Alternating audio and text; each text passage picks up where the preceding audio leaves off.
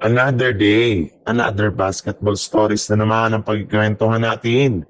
At ngayon nga ay ang balitang pagkuha na ng Los Angeles Lakers kay Giannis Antetokounmpo. At ang balitang may bagong trade na nga daw na magagawa ngayon ng Golden State Warriors.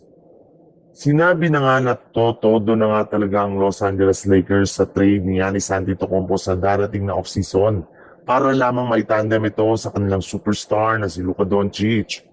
Pero parang nga sa inyong kaalaman, since sa abot sa $58.8 million kada taon, ang kanyang kontrata ay kakailanganin talaga ng Lakers na bumuo ng isang napakalaking trade package na dapat na magustuhan ng Milwaukee Bucks.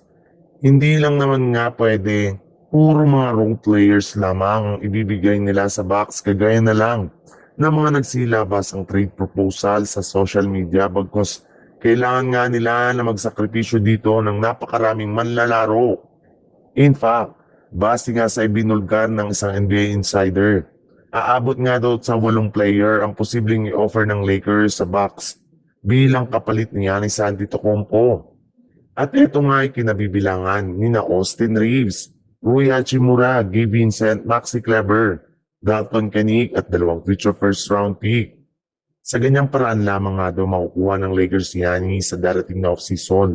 Dahil kung hindi nila ito gagawin ay wala nga silang magagawang deal mula sa Milwaukee Bucks. Bagaman nagawa ng Golden State Warriors na may panalo ang kanilang huling 2 game ay marami pa rin naman nga silang ilang mga kahinaan ngayon sa kanilang lineup. Katulad na lang ng butas nilang frontcourt. Hirap pa rin nga sila na makipagsabayin sa mga team na mayroong malalaking player at parati pa rin silang dinudumi na pagdating sa ilang mga basket. Kita nga yan sa pagiging ika-8 seed pa rin nila sa standing ng Western Conference. Kaya dahil nga sa pangyayaring ito, ay plano na nga daw talaga ng Golden State Warriors na kumuha ng mga bagong big man o center na magpapalakas sa kanilang lineup, especially ng kanilang frontcourt.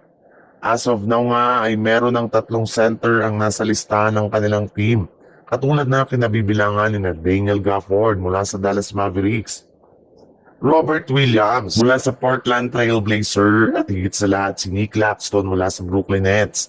Dahil nga sa pagiging inconsistent ngayon ng Warriors ay mukhang hindi pa rin talaga sapat ang kanilang kasalukuyang lineup para makapag-compete sa kampyonato. Kaya kailangan pa rin talaga ito na mapa-improve habang hindi pa huli ang lahat.